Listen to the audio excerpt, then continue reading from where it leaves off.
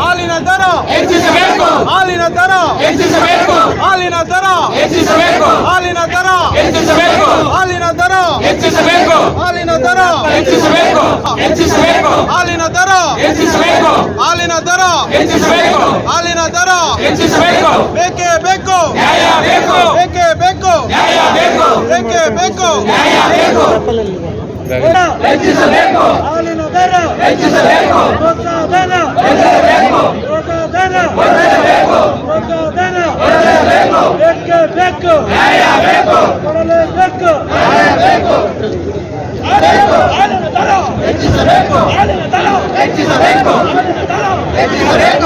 ಹಾಲಿನ ದರ ಹೆಚ್ಚಿಸಬೇಕು,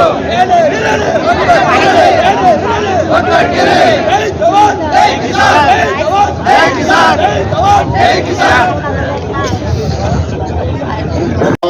ಪಶುವೈದ್ಯಕೀಯ ಸೇವೆ, ನೀರು, ವಿದ್ಯುತ್, ಕೊಟ್ಟಿಗೆ ನಿರ್ವಹಣೆ ಮತ್ತು ಇತರೆ ವೆಚ್ಚಗಳು ಕಾಲಕ್ರಮೇಣ ಹೆಚ್ಚುತ್ತವೆ. ಮೇಲ್ಕಂಡ ಎಲ್ಲ ವೆಚ್ಚಗಳನ್ನು ಭರಿಸಿದ ನಂತರ ರೈತನಿಗೆ ದಿನಕ್ಕೆ ಏನು ಉಳಿಯುತ್ತಿಲ್ಲ. ಹಾಲು ನೀಡುವ ಅವಧಿಯಲ್ಲಿ ದಿನಕ್ಕೆ ಶೂನ್ಯ ಆದಾಯವಿದ್ದರೆ ರಾಸು ಒಂದು ವರ್ಷದಲ್ಲಿ 305 ದಿನಗಳು ಮಾತ್ರ ಹಾಲು ನೀಡಲು ಸಾಧ್ಯವಿದ್ದು 305 ಹಾಲು ನೀಡುವ ದಿನಗಳಿಗೆ ಮಾತ್ರ ಲಭ್ಯವಾಗಿ ಆದಾಯವನ್ನು ವರ್ಷಪೂರ್ತಿ ಜಾನುವಾರು ನಿರ್ವಹಣೆಯ ಅವಧಿಗೆ ಹಂಚಿದಾಗ ರೈತನು ತನ್ನ ಸ್ವಂತ ಹಣದಲ್ಲಿ ರಾಸುವನ್ನು ಪೋಷಿಸಬೇಕಾಗುತ್ತದೆ. ಇಷ್ಟೊಂದು ಕಡಿಮೆ ಅವಧಿಯಲ್ಲಿ ರೈತರು ತನ್ನ ಕುಟುಂಬದ ದಿನನಿತ್ಯದ ದಿನಸಿ ಖರ್ಚು, ಮಕ್ಕಳ ಶಿಕ್ಷಣ, ಬಟ್ಟೆ, ಆರೋಗ್ಯ, ವಿದ್ಯುತ್, ವಸತಿ ಹಾಗೂ ಇತರೆ ಮೂಲಭೂತ ಜೀವನಾವಶ್ಯಕತೆಗಳನ್ನು ನಿರ್ವಹಿಸಲು ಸಾಧ್ಯವಾಗುವುದಿಲ್ಲ. ರೈತನ ಹುಳುರಾತ್ರಿ ಜಾನುವಾರುಗಳನ್ನು ಸಾಕಿ ಮೇವು 93,500 ಕೋಟಿ ಅಂದರೆ ಶೇಕಡಾ 3.24%. ಆದ್ದರಿಂದ ಹಾಲು ಉತ್ಪಾದಕರನ್ನು ಗಲ್ಲಿರಾಜ್ಯದಲ್ಲಿ ಉಳಿಸಿಕೊಳ್ಳಲು ಹಾಗೂ ಜಿಲ್ಲೆಯ ಮತ್ತು ರಾಜ್ಯದ ಹಾಲು ಉತ್ಪಾದನೆಯನ್ನು ನಿರಂತರವಾಗಿ ಕಾಪಾಡಲು ಸರ್ಕಾರದಿಂದ ತಕ್ಷಣ ಹಾಲಿಂದು ಇವಾಗ ನಾವು ಮಾರಾಟ ದರ ಹೆಚ್ಚಬೇಕಲ್ಲ. ಮಾರಾಟ ದರ ಯಾವಾಗ ಜಾಸ್ತಿ ಮಾಡ್ತಾರೆ ಅದರಲ್ಲಿ ಬರೋದು ನೇರವಾಗಿ ರೈತರಿಗೆ ಹೋಗುತ್ತೆ. ಮಾರಾಟ ದರ ಇಲ್ಲ ಇದ್ದಿದ್ರೆ ಮಾರಾಟ ದರ ಹೆಚ್ಚಿಗೆ ಮಾಡಿದಿರಾ ನೀವು ರೈತರಿಗೆ ಕೊಡಿ ಅಂತ ಯಾವ ರೀತಿ ಹೇಳ್ಕೊಡೋಕ್ಕಾಗುತ್ತೆ ಅಂತ ನೀವು ಗೊತ್ತಿದೆ. ಹೀಗೆ ಎಲ್ಲ ಹಾಲು ಒಕ್ಕೂಟಗಳು ಕೂಡ ನಷ್ಟದ ಪರಿಸ್ಥಿತಿ ಅನುಭವಿಸ್ತವೆ. ಹಾಲು ಉತ್ಪಾದಕರ ಸಹಕಾರ ಸಂಘಗಳಿದೆ. ಆ ಸಹಕಾರ ಸಂಘಗಳ ಎಲ್ಲ ಜನಪ್ರತಿನಿಧಿಗಳು ಕೂಡ ಇಲ್ಲಿ ಬಂದು ಧರಣಿ ಮಾಡಿ ಮಾನ್ಯ ಜಿಲ್ಲಾಧಿಕಾರಿಗಳಿಗೆ ಏನು ಹಾಲು ಉತ್ಪಾದಕರ ಬೇಡಿಕೆಗಳೇನಿತ್ತು ಅದನ್ನು ರೈತರೇ ಕೊಟ್ಟಿದ್ದಾರೆ. ಇವತ್ತು ನಾವು ಕೂಡ ಹಾಲು ಉತ್ಪಾದಕರಾಗಿ ಅವ್ರ ಜೊತೆಯಲ್ಲಿ ನಾವು ಭಾಗವಹಿಸಿದ್ವಿ ಅಷ್ಟೇ.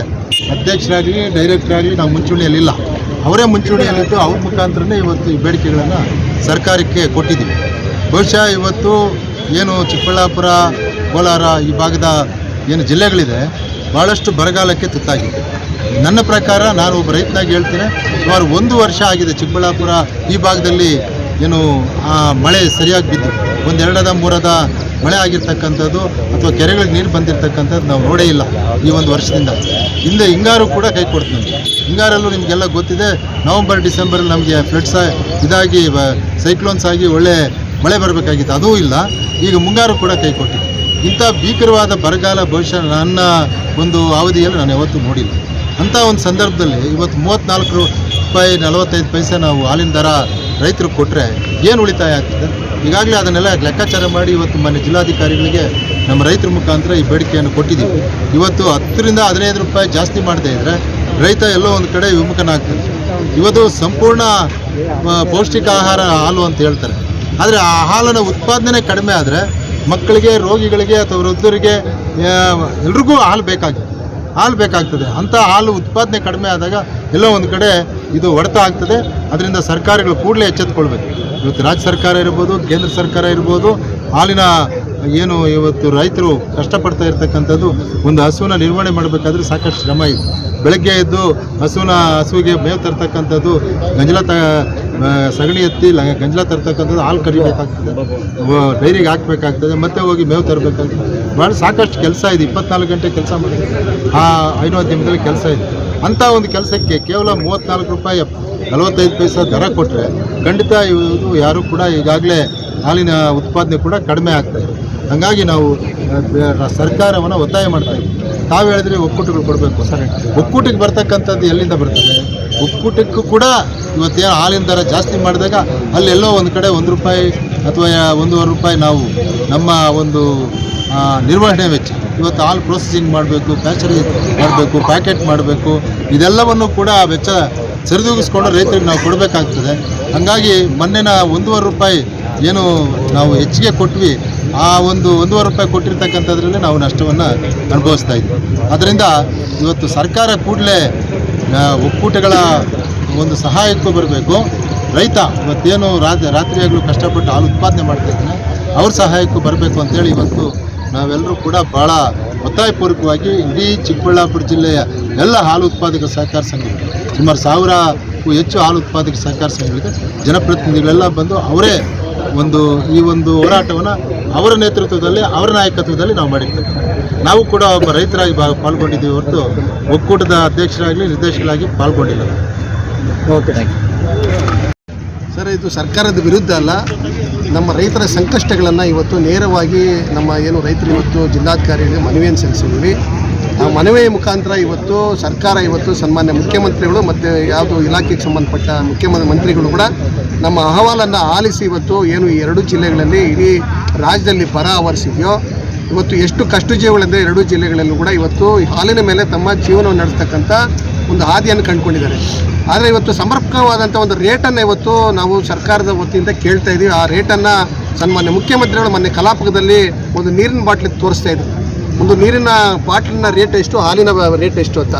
ಇದನ್ನು ತಾವೇನು ಮನಗಂಡಿದ್ದೀರೋ, ರೈತರ ಪ್ರತಿನಿಧಿಯಾಗಿ ಇಡೀ ರಾಜ್ಯವನ್ನು ಮುನ್ನಡೆಸ್ತಾ ಇದ್ದೀರೋ, ರೈತರ ಪರವಾಗಿ ಏನು ಇವತ್ತು ಗ್ರಾಹಕರು ಕೊಡ್ತಕ್ಕಂಥ ಹಾಲನ್ನು ಇವತ್ತು ತಾವು ಏನು ಸರ್ಕಾರ ನಿರ್ಣಯ ಮಾಡ್ತಾಯಿದೆ ಅದನ್ನು ಆದಷ್ಟು ಬೇಗ ಇವತ್ತು ಲೀಟ್ರಿಗೆ 50 ರೂಪಾಯಿ ಮಾಡಿ ಅದನ್ನು ಬರ್ತಕ್ಕಂಥ 10 ರೂಪಾಯಿ ಲಾಭದಲ್ಲಿ ನಾವು ನೇರವಾಗಿ ರೈತರಿಗೆ ಹಂಚಿಕೆ ಮಾಡ್ತಕ್ಕಂಥದ್ದನ್ನು ಒಕ್ಕೂಟದ ವ್ಯವಸ್ಥೆಯಲ್ಲಿರೋದ್ರಿಂದ ತಾವು ಸನ್ಮಾನ್ಯ ಮುಖ್ಯಮಂತ್ರಿಗಳು ಆದಷ್ಟು ಬೇಗ ಅದನ್ನು ಮುಂದುವರಿಸಬೇಕು. ಮತ್ತು ಕರ್ನಾಟಕ ಹಾಲು ಮಹಾಮಂಡಳಿ ಏನು ಇವತ್ತು ಫೀಡಿನ ಒಂದು ಘಟಕಗಳನ್ನು ಹೊಂದು ಅದನ್ನು ನಮಗೆ ನೇರವಾಗಿ ಮಾರಾಟ ಮಾಡ್ತಿದ್ದಾರೋ, ಆ ಒಂದು KMನ ಕಿವಿಯನ್ನು ಹಿಂಡಿ ಅಲ್ಲಿ ಆಗ್ತಾ ಇರ್ತಕ್ಕಂಥ ಅನಾಚಾರಗಳನ್ನು, ಅವ್ಯವಸ್ಥೆಯನ್ನು ಸನ್ಮಾನ್ಯ ಮುಖ್ಯಮಂತ್ರಿಗಳ ಗಮನಕ್ಕೆ ಈಗಾಗಲೇ ಇದೆ. ಅದನ್ನು ಒಂದು ಟನ್ನಿಗೆ ಸುಮಾರು 500 ರಿಂದ 700 ರೂಪಾಯಿ ಒಂದು ಟನ್ನನ ಒಂದು ರೇಟನ್ನು ಇಳಿಕೆ ಮಾಡಬೇಕಂತ ಒಂದು ಇವತ್ತು ಅಡ್ಮಿನಿಸ್ಟ್ರೇಟರ್ದಿಂದ ಇವತ್ತು ಕರ್ನಾಟಕ ಹಾಲು ಮಹಾಮಂಡಳಿಗೆ ಅಲ್ಲಿ ಆಡಳಿತ ಮಂಡಳಿ ಎಲ್ಲ ತಮ್ಮ ಒಂದು ಇಲಾಖೆಗೆ ಅದು ಬರೋದ್ರಿಂದ ಆದಷ್ಟು ಬೇಗ ಫೀಡಿನ ಒಂದು ಕೂಡ ಇದು ರೇಟನ್ನು ಕಮ್ಮಿ ಮಾಡಬೇಕಾಗ್ತದೆ. ಮತ್ತು ಸರ್ಕಾರದಿಂದ ಬರಬೇಕಾದ ಪ್ರೋತ್ಸಾಹಧನ ಇವತ್ತು ಸುಮಾರು 450 ಕೋಟಿ ರೂಪಾಯಿ ಇವತ್ತು ಅದು ಪೆಂಡಿಂಗ್ ಇದೆ. ಅದನ್ನು ಆದಷ್ಟು ಬೇಗ ಅದನ್ನು ಕೂಡ ಇವತ್ತು ರಿಲೀಸ್ ಮಾಡಿಕೊಡ್ಬೇಕಾಗ್ತದೆ. ಮತ್ತು ಏನು ಪ್ರೋತ್ಸಾಹಧನ ಹಿಂದೆ ಬಂದಿರತಕ್ಕಂಥ ಎಲ್ಲ ಸರ್ಕಾರಗಳು ಕೂಡ ಸುಮಾರು 2 ರಿಂದ 5 ರೂಪಾಯಿ ಹೆಚ್ಚುವರಿ ಮಾಡಿರ್ತಕ್ಕಂಥ ಎಲ್ಲ ಸರ್ಕಾರಗಳು ಕೂಡ ಇವತ್ತು ನಮ್ಮ ಮುಂದೆ ಇದೆ. ತಾವು ಅದನ್ನು 15 ರೂಪಾಯಿವರೆಗೂ ಇವತ್ತು ರೇಟ್ ಜಾಸ್ತಿ ಮಾಡಿದ್ರೆ ರೈತರಿಗೆ ನೇರವಾಗಿ ತಲುಪಿಸ್ತಕ್ಕಂಥದ್ದು DBT ಮುಖಾಂತರ ಅದು ಆಗ್ತದೆ. ಇದನ್ನು ದಯವಿಟ್ಟು ಇವತ್ತು ಆದಷ್ಟು ಬೇಗ ಮಾಡಬೇಕು. ಇಲ್ಲಂದರೆ ಎಲ್ಲ ಕೂಡ ರೈತರು ಇವತ್ತು ತಮ್ಮ ಏನು ಬೆಳೆಯನ್ನು ನಷ್ಟ ಮಾಡ್ಕೊಂಡಿದ್ದಾರೆ. ಇವತ್ತು ಇರೋ ಒಂದು ಆಶಾಕಿರಣ ಒಂದೇ ಈ ಹಾಲು ಉತ್ಪಾದನೆಯನ್ನು ಇದು ಆದಷ್ಟು ಬೇಗ ಗಮನ ಹರಿಸಿ ನಾವೆಲ್ಲ ಇವತ್ತು ರೈತ ಪ್ರತಿನಿಧಿಗಳು ಮತ್ತು ಸಾವಿರಾರು ಜನ ಇವತ್ತು ನಮ್ಮ ಜಿಲ್ಲಾಧಿಕಾರಿಗಳಿಗೆ ಮನವಿಯನ್ನು ಸಲ್ಲಿಸಿದ್ದೀವಿ. ಅದು ಆದಷ್ಟು ಬೇಗ ಮಾಡಬೇಕು ಅಂತ ತಮ್ಮಲ್ಲಿ ಕೋರ್ತಾ ಇದ್ದೀವಿ.